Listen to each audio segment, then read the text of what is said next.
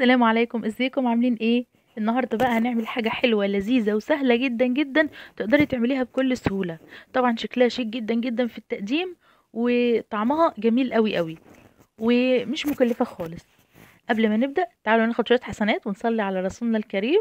اللهم صل وسلم وبارك على سيدنا محمد وعلى اله وصحبه اجمعين. بسم الله كده هنجيب معانا كوبايه من اللبن الحليب كده، حبذا بقى تكون بالقشطه بتاعتها، وهننزل عليها ب3 معالق من السكر. وكمان عندي معلقة كبيرة من الدقيق، وعندي معلقة كبيرة من النشا. وكمان هنستخدم معلقتين كبار من الكاكاو الخام الغير محلى. وافضل نوع طبعا من انواع الكاكاو هو الكاكاو الخام الاسباني. لو هتستخدمي كاكاو محلى يبقى تقللي كمية السكر اللي احنا حاطينها قبل كده. يعني بدل ما تحطي 3 معالق سكر هتحطي معلقتين 2 بس. وهننزل بقى بكيس من الفانيلا كده، البودر، او لو عندك الفانيلا السايلة حطي نص معلقة صغيرة. هنقلب كل المكونات دي على البارد قبل ما نرفعها على النار. وبعدين على نار هادية هنبتدي بقى ايه نقلب بالراحة. وفي اضافة كده انا بحب اضيفها، انا حطيت معلقة من الكريم شانتيه الخام البودر. لو مش عندك تقدري تستغني عنها تماما، ولكنها بتدي تيست وطعم عالي قوي. انا هنا عملته بالكاكاو بس، ما حطيتش اي شوكولاته ولا اي حاجه. تمام. اول لما نوصل للقوام ده هنطفي النار، وهنجمع بقى اي كريمه كده موجوده على الحرف بتاعنا، وهنجمعها كده على بعض ونحط عليها كيس من الكيس البلاستيك علشان ما تعملش قشره معانا. طيب، هنجيب بقى صينيه عندنا علشان نبتدي نعمل فيها الحاجه الحلوه الجميله بتاعتنا، وهندهنها بالسمنه البلدي كويس قوي. دي معلقتين بس، مجرد معلقتين من السمنه البلدي، ومش هنستخدمهم كلهم كمان. هنجيب بقى لفة الجلاش بتاعتنا ونبتدي نقسم اللفة بتاعتنا نصين بالشكل ده. يعني الورقة هتبقى لا، ورقة الجلاش نقسمها على 2. واهم حاجة وانتي بتشتغلي في الجلاش لازم تغطي الجلاش كويس بفوطة وانتي بتشتغلي، ليه؟ علشان ما ينشفش. على فكرة الطريقة دي تنفع حتى لو انتي عندك جلاش شايلاه في الفريزر، بس مجرد انك طلعيه وتسيبيه يفك من التجميد براحته خالص بدرجة حرارة المطبخ. اول لما يوصل لدرجة حرارة المطبخ هيبقى كويس معاكي. يعني الجلاش اللي قدامكم ده كان متفرز في الفريزر. تمام.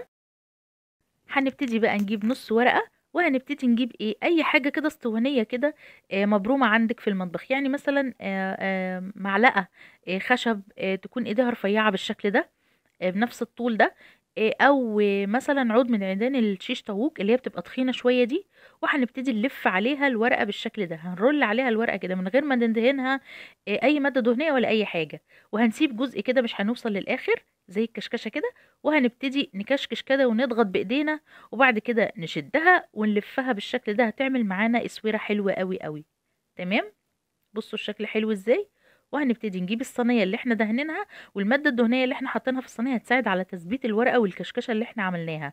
بس اهم حاجه ان انت لما تحطيها في الصينيه تحطي الجزء المفتوح اللي احنا مقفلينه ناحيه حافه الصينيه. تمام، ليه؟ علشان يمسك وما يفكش. تمام. تعالوا نعمل واحده كمان. هنجيب نص ورقه من غير ما ندهن اي ماده دهنيه ولا اي حاجه. هنشتغل على عرض الورقه مش على طولها. تمام.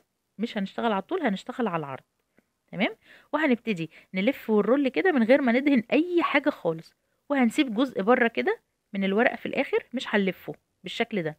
وبعدين هنكشكش كده بايدينا، نضغط من اليمين ومن الشمال، وبعد كده نشد بالشكل ده هتطلع معانا. اول لما نشدها براحه ايدينا كده نروح لفينها بالطريقه دي، ونروح حاطينها على طول في الصينيه. ولازم تبقى الصينيه جنب ايدك علشان تنزلي بيها بالاسوره الجميله دي، علشان الكشكشه اللي انت عاملاها ما تفكش منك. تمام. الطريقة سهلة وبسيطة. يعني أنا هنا بس بعمل بالراحة علشان أوريكي الطريقة، لكن هي سهلة جدا جدا. بس لو الجلاش ناشف معاكي مش هيديكي النتيجة دي. فأهم حاجة إن الجلاش اللي عندك يكون طري. علشان كده اهتمي بتغطية الجلاش وانتي شغالة، واهتمي إن نوعية الجلاش تكون كويسة. تمام. يعني ما يكونش هو ناشف من الأول وبعد كده ترجعي تستخدميه، لا، مش هيديكي النتيجة الكويسة.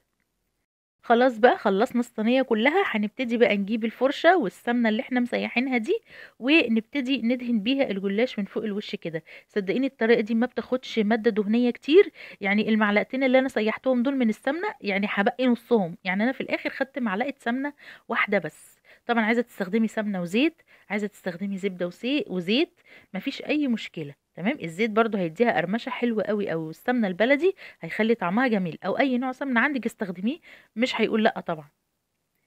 خلاص بعد لما دهنا الوش بالشكل ده هنبتدي بقى نجيب الكريمة الشوكولاتة اللي احنا عملناها دي، وهنبتدي نحط بقى معلقة معلقة كده في النص بالشكل ده.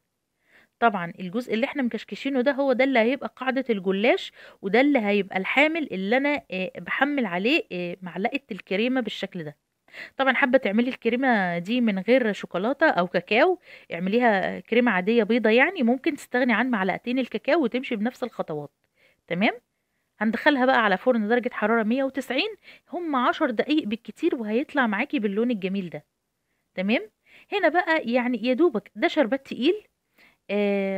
هنضيف بقى منه ايه، يعني رشة بسيطة جدا جدا لا تذكر، مجرد بس ان احنا هنلمع الجلاشة الحلوة بتاعتنا الجميلة دي. يعني رشة بسيطة خالص كده، مش هتحتاج جلاش كتير لان الكريمة طبعا اللي احنا عاملينها فيها سكر. احنا بس عايزين حواف الجلاش بتاعتنا تاخد بس شربات خفيف كده بالشكل ده. كمية الشربات خفيفة جدا، واصلا سكرها هيبقى خفيف جدا جدا. شايفين بقى بعد لما بردت شكلها جميل ازاي؟ حلوة جدا جدا، لذيذة، شكلها لذيذ في التقديم وجديدة، وحاجة اقتصادية جدا جدا ممكن تقدميها لولادك. قرمشتها تحفة وطعمها في منتهى الجمال. ايه رأيك بقى؟ شكرا للمشاهدة.